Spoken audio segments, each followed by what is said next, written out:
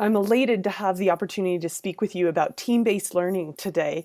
And I want to begin by introducing you to the person who made it possible for all of us here at University of Wyoming to become a little more well-versed in team-based learning.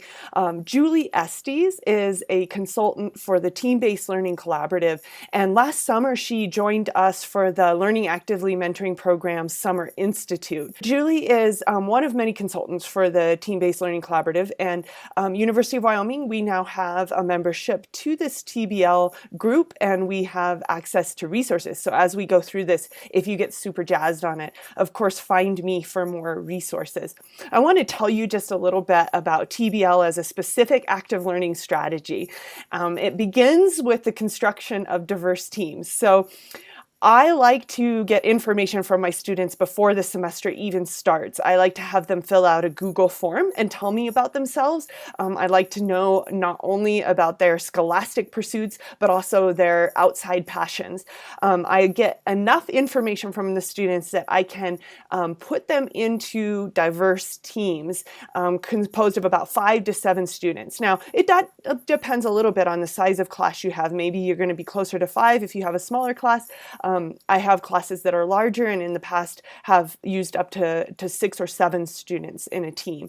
But we know that teams that have greater diversity come to more creative, more innovative solutions to problems. So the problem solving aspect of team-based learning is huge. So you want to see if you can maximize diversity, as well as you possibly can to allow your students to really make good decisions in their problem solving. Students then remain in the same teams for the entire semester. That's a little bit strange for folks to get used to. They often think, no, you want to, let them experience new teams. In fact, what we find is that they come to form a stronger and stronger cohort with time. And this is often a cohort that then follows them vertically throughout the rest of their career. I've seen students remain in these cohorts for future classes and choose to take future classes together. So a TBL class is definitely a flipped class. That is, a flipped class is where you ask students to prepare outside of class, doing some of the mundane type things before they get to class, and then focusing in on the real problem solving during class. So in order to make sure students are ready for class, we all have to get ready with some sort of class planning to give them their out-of-class preparation. I call this the pre-party. So I make a set of tasks that students work through before coming to class. I tell them you never want to come to the party without first pre-partying, and I hold them to that. I give them permission to prioritize that class preparation. Part of the way we give them permission to prioritize is by giving them a readiness assurance test at the beginning of every class. Now that can look different, and we'll talk about variations on that theme, but that readiness assurance test gives them permission to prioritize getting ready for class. How many of you have talked to a cohort in your department and they say, students never read their textbook? Well, oftentimes we don't give them permission to prioritize that because in class we just re-lecture on the same things that the students have prepared. And so with time, they're conditioned away from preparing for class. So we have to give them permission to prioritize that. And then the third part of a TBL class is the application activities, actually allowing students the time to sit down and solve real problems that are related to and apply whatever it is that we've asked them to get ready with prior to the class. So in my class, we use the pre-party approach for out-of-class preparation, and I heavily use WYO courses to disseminate the pre-party. So I also do something that is maybe a little different than other TBL classes. I give the students the learning outcomes, and I actually will ask them to reflect upon those learning outcomes as part of their readiness assurance test.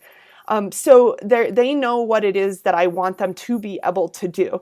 But then I provide them with resources. If they can't already do what a learning outcome asks them to do, I give them videos or I give them reading. I give them preparation material that will let them come to class ready to go. They have the foundational concepts.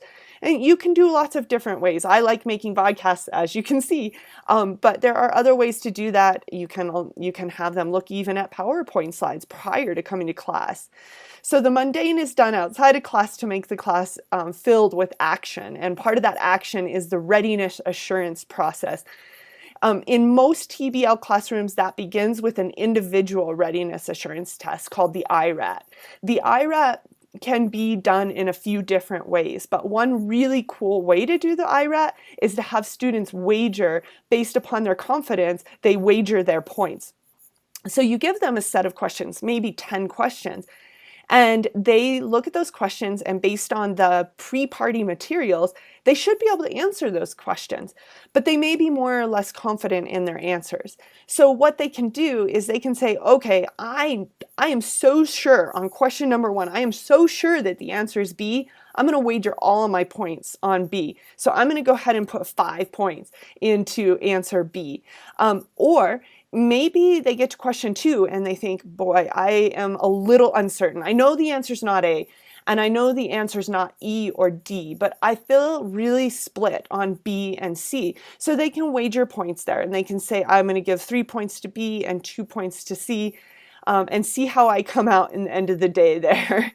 And they can wager in different ways. So maybe they feel like number 3, they feel pretty confident on A, but then they think, well, gosh, it could be D, and they can wager their points in a different distribution. So we'll have you all take an IRAT and then the corresponding team test that goes next. So after the individual readiness assurance test, they hand that in, they give you that test, and then they go on to the team readiness assurance test, or the TRAT. So for the TRAT, we typically give immediate feedback. So as students come together with a team, we know that they will come to better answers than any one individual in the group could come up with. So this is actually really important to tell your overachieving students, because some of them say, oh no, I don't like this team stuff. I'm going to be dragged down by the rest of the team. In fact, all evidence shows that the team decision will be stronger than the strongest person in the group. So that means that everyone is lifted up in the team process. And of course, your great students, they're lifted up when they are asked to teach. We know how much more you learn when you start teaching. So for the TRAT, they actually have these if-at cards. So these if-at cards are scratch cards with immediate feedback. There's a star under the right answer.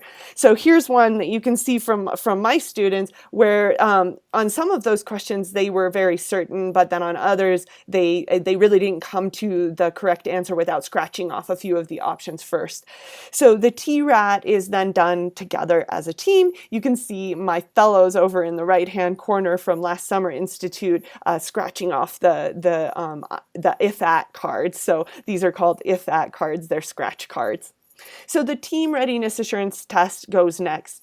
Now, in many team-based learning classrooms, the instructors open this up for an appeal. So for example, I allow my students, and on this one that you saw where they had the frowny face on there, where they just didn't know, they can provide on the back of the card, they can tell me why they answered what they did and tell me where in the pre-party materials they got their information. So they have to ground their appeal, but you can certainly allow them to appeal.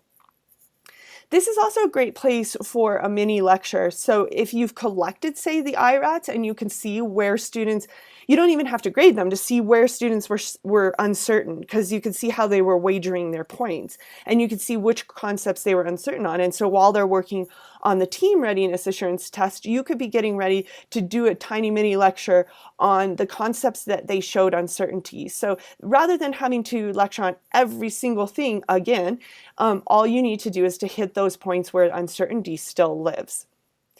So mini lectures, rather than dominating the class, become a small portion of it. The next portion of the TBL process is in-class activities. Now, these in-class activities for most TBL classes are guided by what are called the 4S framework. Now, this 4S framework you can find out more about it. The University of British Columbia puts out an Introduction to Team-Based Learning handout, and it gives you a little more information on that I'd be glad to provide as well. But these have this 4S framework stands for a problem that is significant. That's the first S. The problem is the same. The problem has a specific choice. And when students are ready to report, they report simultaneously. Let's start with the last one. You can see here my fellows reporting simultaneously. You'll notice that they didn't agree here, so that could open for discussion. So they would hold up that card at the same time, or all the students would weigh in on a poll at the same time, maybe electronically, or everyone would put up their drawings on the wall at the same time. So that simultaneous report can take lots of forms. The idea of a significant problem makes a lot of sense, and significant problems can really vary. For example, in my biological chemistry class, one of the significant problems we took on after having pre-party materials on acid conjugate base buffering pairs, we then talked about climate change and ocean acidification, and we looked at the bicarbonate buffer system. And then that was a very significant problem that allowed us to then apply our knowledge of buffers and of conjugate base acid pairs. And so we could draw titration curves for something really, really significant. So this notion of the same problem, that's actually something that when I first learned team-based learning was new to me, that rather than having each individual team work on a different problem, you want them to all work on the same problem. In large part, this enables them then to have more meaningful discussion when we come back together with that simultaneous report. Now, that doesn't mean that they may not take these things in very different directions. It doesn't mean we're talking about closed questions either. And just because there's a specific choice doesn't mean we're talking about closed questions either. There's always room for a lot of rich discussion and rich conversation. I have great news for all of you, because if you've reached this part of the video, you have completed your pre-party and you are all ready to go to take your IRAT and your TRAT when you start our session on Monday. So you'll be prepared. We'll start with that IRAT. I'll let you wager your points. You'll then submit that. I'll be glancing through that while you engage in your TRAT with your team. If there were questions on which there were misunderstandings or uncertainty, then I can give a little mini lecture, and then we can dive into our 4 S's for the day. Now, I have actually opted to use the significant problem of fixed versus growth mindset for our work, and I've actually opted for 3 rather than 4 S's. I'm leaving you with an open-ended choice as opposed to a specific choice. You can let me know how you think that works. And that'll be a good segue for us to think about derivations on the TBL theme and talk about ways in which you can incorporate TBL either with all of the exact framework that we've talked about here, or maybe with derivations on the themes, ways in which maybe it fits into your classroom in the most adequate way. I can't wait to see you all for our Monday TBL session, and get jazzed because this is going to be quite a ride.